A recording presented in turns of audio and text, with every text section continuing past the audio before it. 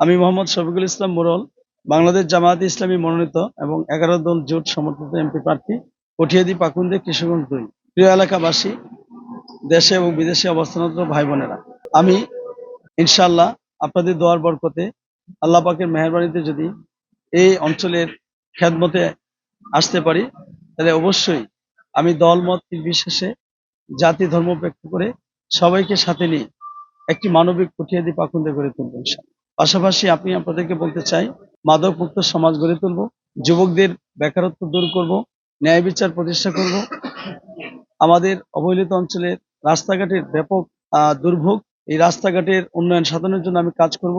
নতুন নতুন রাস্তা তৈরি করা এবং পুরাতন রাস্তা খোরাখন্দ যেগুলো রয়েছে সেগুলোকে দ্রুত মেরামত করে জনগণের চলাচল উপযোগী করব। আমি স্বাস্থ্য বিভাগে স্বাস্থ্য উন্নয়নের জন্য কাজ করব।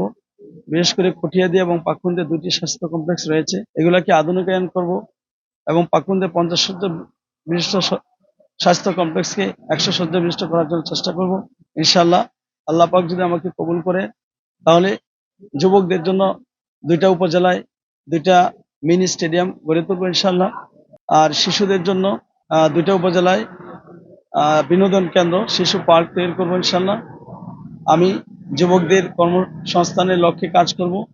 বিশেষ করে কঠিয়াদি যে ভৈরব ময়মনসিংহ মহাসড়ক রয়েছে, এটাকে 4 লেন রূপান্তরিত করবো ইনশাআল্লাহ। কঠিয়াদিতে যানজটের সৃষ্টি হয়, কঠিয়াদি বাস স্ট্যান্ডে একটা ফ্লাইওভার তৈরি করা, পাশাপাশি পাকুন্দিয়া, কিশোরগঞ্জ সদর এবং কঠিয়াদি সংলগ্ন যে চাপড়া যে এলাকাটা রয়েছে, সেখানে যানজটের সৃষ্টি হয়, সেখানে একটা ফ্লাইওভার তৈরি করার চেষ্টা করা হবে ইনশাআল্লাহ। আমি যদি নির্বাচিত হতে পারি, সবার অধিকার সুরক্ষিত রেখে সবাইকে মূল্যায়ন করে আগামী দিনের কঠিয়াদি পাকুন্দেকে আমরা সুন্দর করে সাজাবো ইনশাআল্লাহ। সেই লক্ষ্যে আমি আপনাদের সবার কাছে দাঁড়িপাল্লা মার্কায় ভোট প্রার্থনা করছি। আগামী 12 তারিখ বৃহস্পতিবার সবাই মিলে একসাথে উৎসবমুখর পরিবেশে দাঁড়িপাল্লা প্রতীকে ভোট দেবেন আর গণভোটকে হ্যাঁ বলবেন ইনশাআল্লাহ।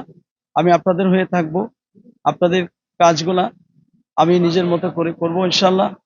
এক্ষেত্রে আপনাদের সবার ঐকান্তিক সহযোগিতা এবং দোয়া প্রার্থনা করছি।